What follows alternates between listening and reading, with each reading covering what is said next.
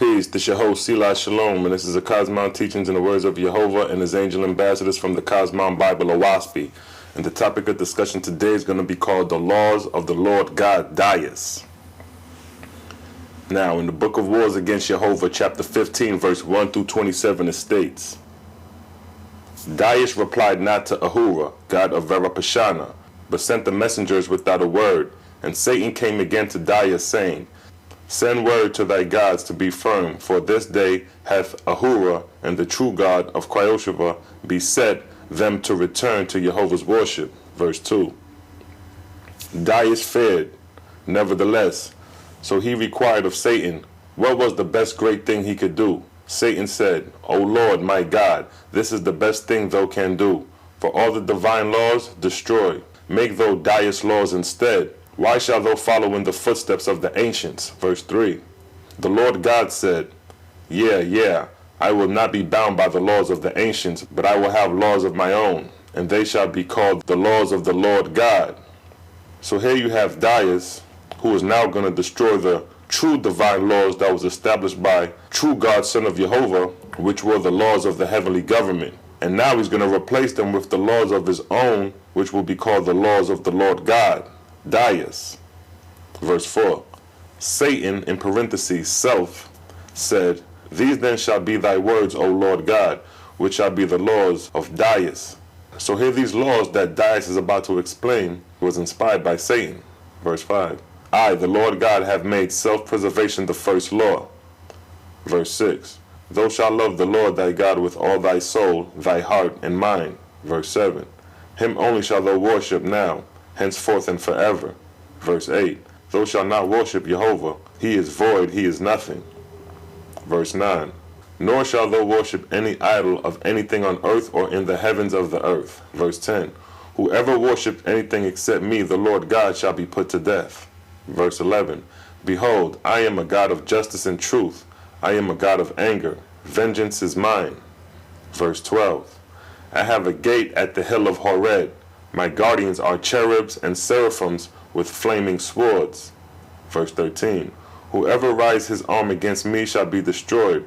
To do my will is the sixth law. Verse 14.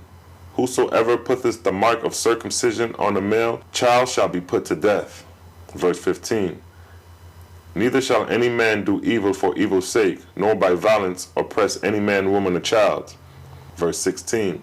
Whoever exalts me on earth, him will I exalt in heaven. Verse 17.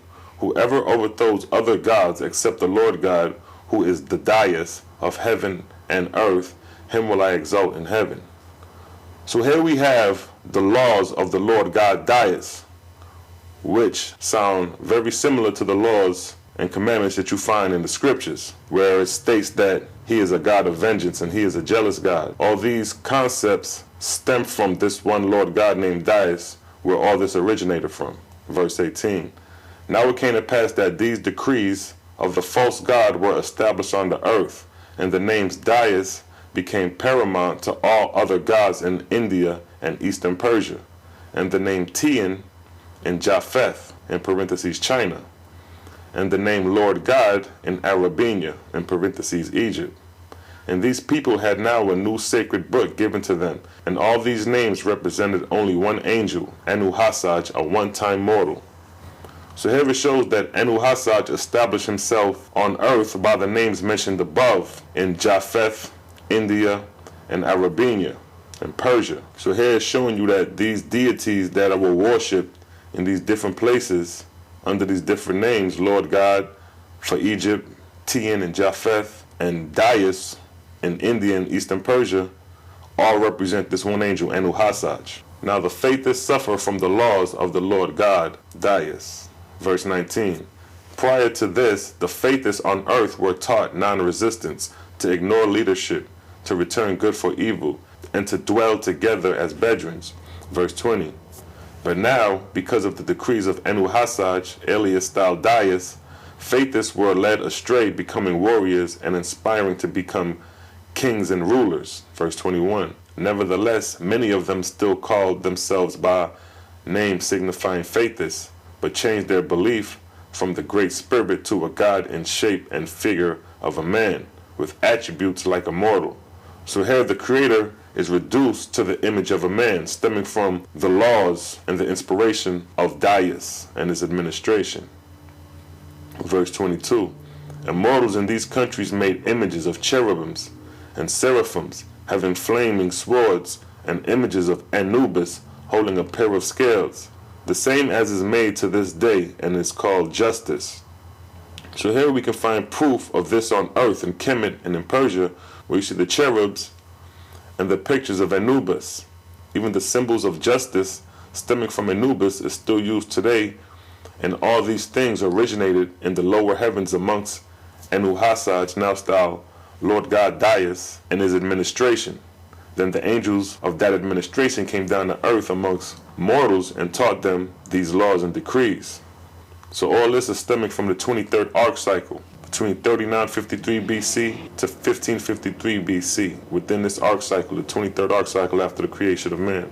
Verse 23, in addition to these earthly decrees, YEHOVAH, alias the Lord God, made heavenly decrees between his own kingdom and the kingdoms of his gods. The chief decree were that for the first 100 years all angels born up out of the earth shall fall into their respective divisions, and shall belong as subjects to my gods, to be appropriated by them in their own way.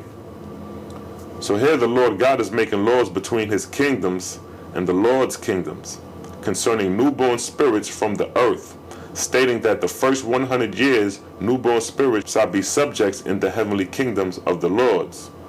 Verse 24, that after the 100th year my God shall deliver to me 1/10 of their subjects of the highest grades. So here we have the term 1/10 being used, and I know that ring a bell. After 100 years, 1/10 of the highest graded angels within the Lord's kingdom shall be delivered up to YEHOVAH, or Dyus, and his kingdom.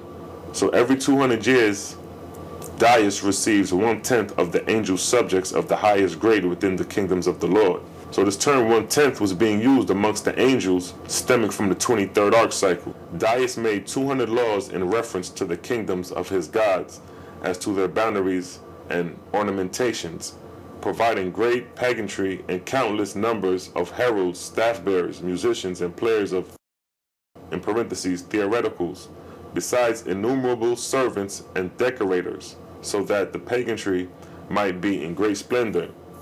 Verse 26, when he had completed these forms and systems of government, he sent an invitation to his gods to again feast with him, that they might ratify his laws and receive them. Verse 27, and it came to pass that the laws of Dyus were ratified and accepted by the gods, and they went away rejoicing, returning to their respective kingdoms, where they fell to work at once to provide themselves in their glory.